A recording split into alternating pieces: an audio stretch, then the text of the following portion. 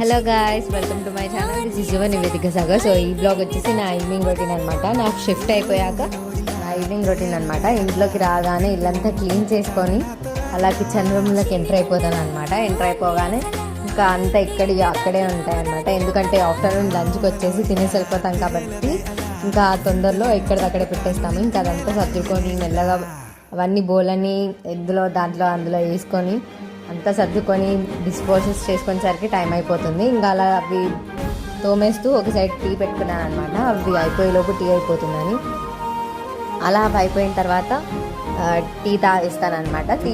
Tea తాగేసిన తర్వాత అలా fresh up అయిపోయి డ్రెస్ చేంజ్ చేసుకొని ఇంకా అలా వంట స్టార్ట్ చేస్తాను మార్నింగ్కి అండ్ నైట్కి.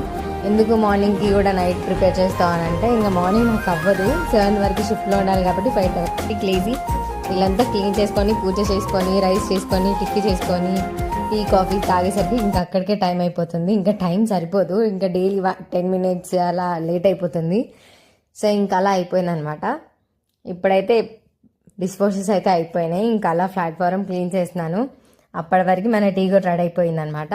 అలా వేడి వేడి టీ అలా కప్లో పోస్తుంటే ఆ ఫీల్ అసలు అంతా స్ట్రెస్ అంతా వెళ్ళిపోతుంది. టీ ఎప్పుడు తాగను, అది అలవాటు అనమాట. ఎలా అంటే మనకి ఎక్కువ స్ట్రెస్ ఉన్నా ఎక్కువ బర్డెన్ అనిపించినా తాగుతాను అనమాట. సో అలా వేడివేడి టీ కప్లో పోస్తుంటే ఎంత పీస్ఫుల్ ఉందంటే మైండ్ అంతా రిలీఫ్ అయిపోతుంది. ఇంకా అలా టీ వేసుకొని తాగుతూ ఉంటే మొత్తం స్ట్రెస్ అనేది మొత్తం వెళ్ళిపోతుంది అనమాట.